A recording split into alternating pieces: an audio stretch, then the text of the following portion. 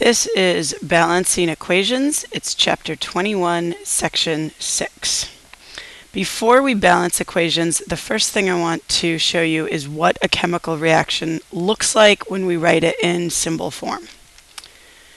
So if we have this chemical reaction, NaOH, sodium hydroxide, plus HCl, hydrochloric acid, then we have an arrow, and that arrow means yields or create, makes, or produces, NaCl, sodium chloride, plus H2O, water. And the sodium hydroxide and hydrochloric acid we call the reactants. Those are the things that we are starting with. They're the things that are reacting. And then the NaCl and the H2O, those are our products. Those are our ending materials. So if I were to read this, I would say sodium hydroxide plus hydrochloric acid yields sodium chloride plus water. And that is a chemical equation.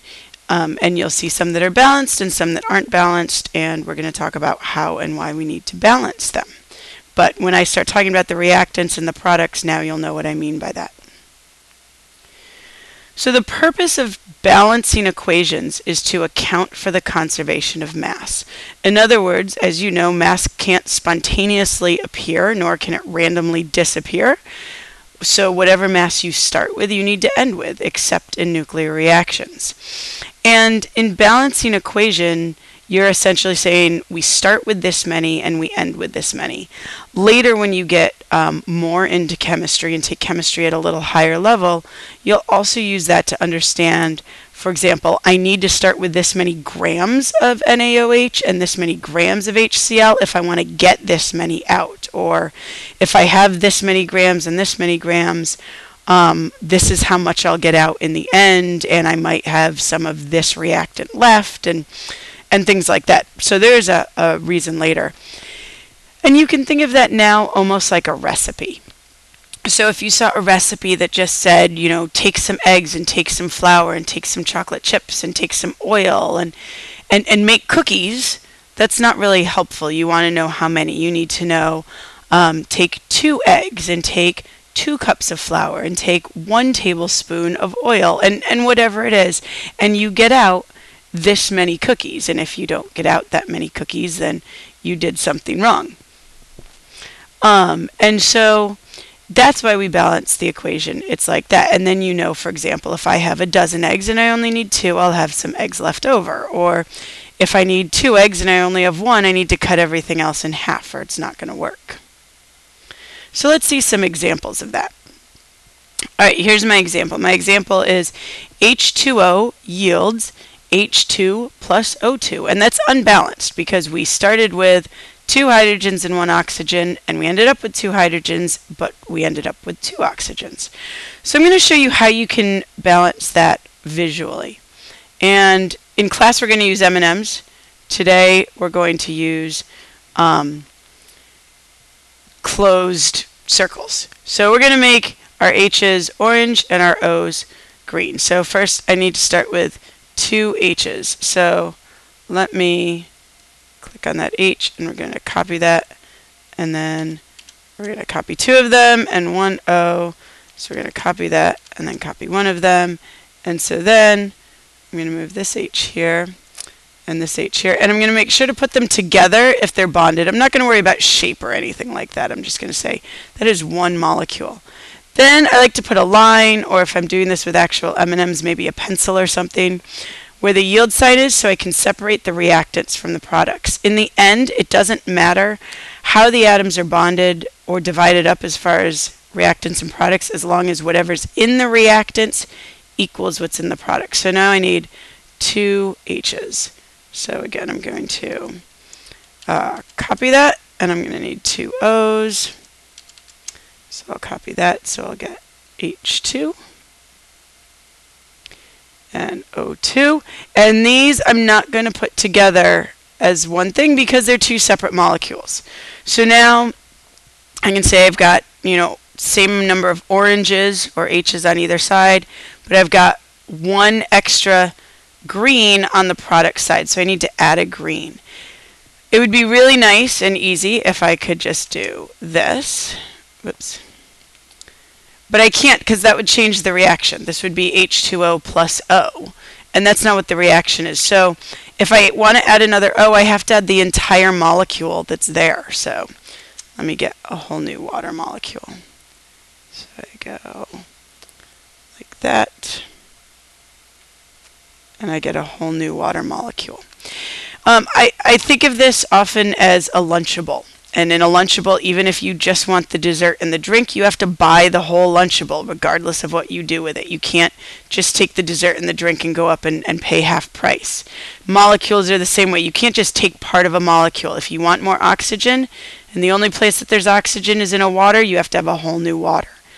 So now our O's are balanced, but now we need more H's on the product side. So if I want to add another H, I need to add a whole hydrogen gas molecule. So I add that. And now I have the same number. I've got 4 oranges on the reactant side and 4 on the products. I've got 2 greens on the reactants and 2 on the products. And a good sort of check your work is I can rearrange this like that. And it's exactly the same. Whoops. And so I'm going to just move that. And so then when I go to balance that, I put in my 2 for H2O, and that yields 2 hydrogen gases and then 1 oxygen, and I don't need to put in any coefficients. So that's where we start to use the coefficients. So let's do another example. And I want you to go ahead and try this example yourself. It's C2H6 plus O2 yields H2O plus CO2. So go ahead and try to solve it. Pause the video, and then once you've solved it, you can restart the video.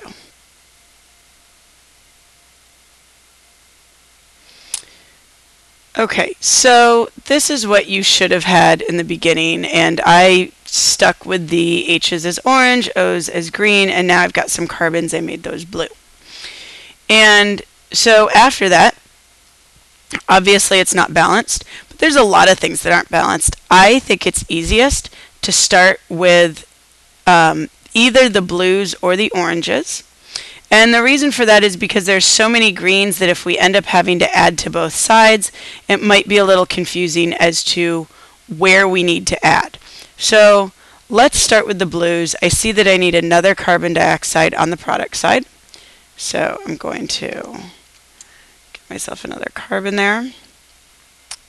And then I'm going to need 2 more oxygens.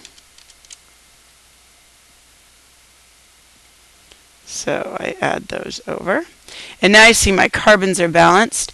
My hydrogens are not balanced. And I've got 6 on the reactant side, but only 2 on the products. So what I can do is I can add 1 more H2O, but I also know I'm going to need 6 total, which is actually adding 2 more H2Os. So I can just go ahead and do that. I don't have to add and then recalculate. So go ahead and do that. So now I've gone ahead and I've added 2 more H2Os, which gives me 6 H's on both sides. I still have my carbons, which are balanced. So now I can tackle my oxygens. And this is where if I had started with oxygen, I may have had to keep adding. Now I can sort of take stock of how many oxygens I have. So I have 3 oxygens in my waters, and I have 4, 5, 6, 7 oxygens in my carbon dioxides. So I can see I need at least 7 O's. Well, O's come in sets of 2, so I'm going to need on the reactant side 8 to get at least 7. So let me go ahead and add 3 more sets of O2s. Okay, I've done that. Now I've got my 8 O2s on my reactants. And now I need to add some more O's to my products because I only have 7. I'm going to go ahead and add it with the waters because there I can just add 1 O. So I can go ahead and do that. And then add that. So I'll add another water.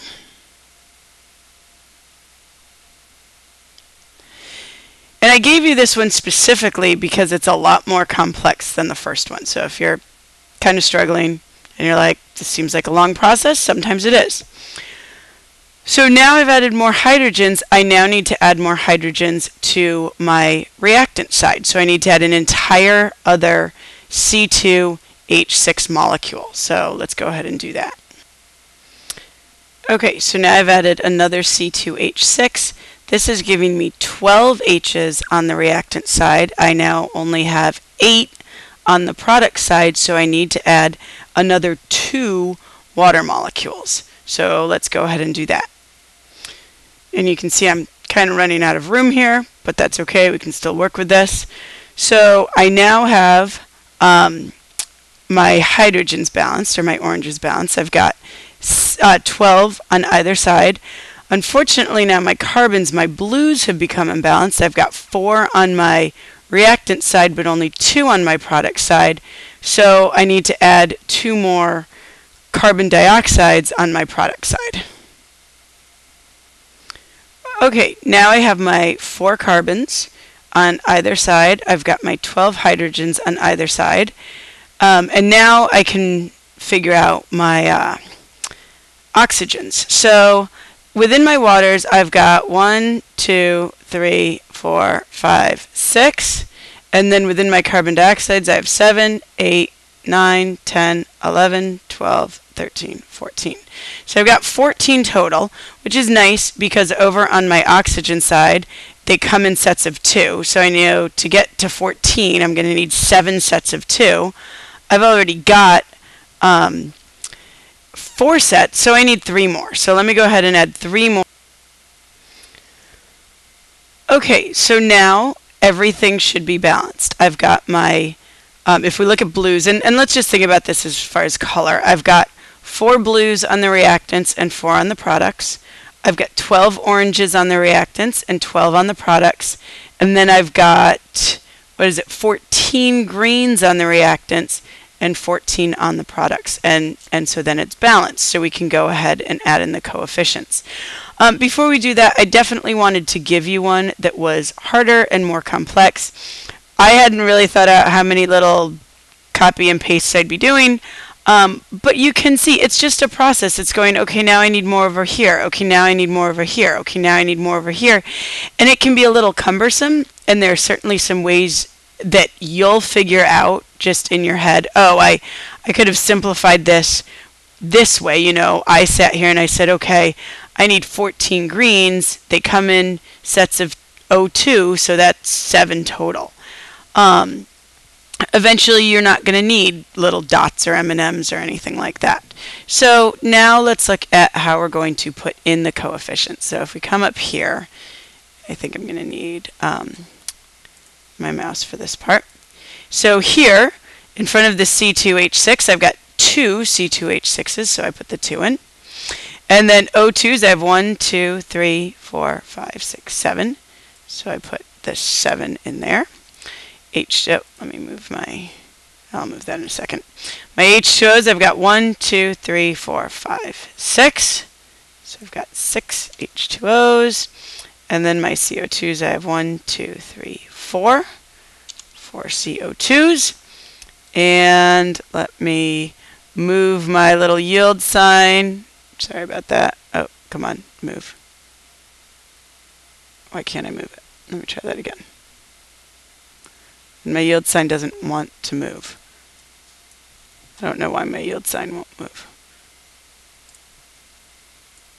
There we go. Now it's moving. And so you can see that is now a balanced equation.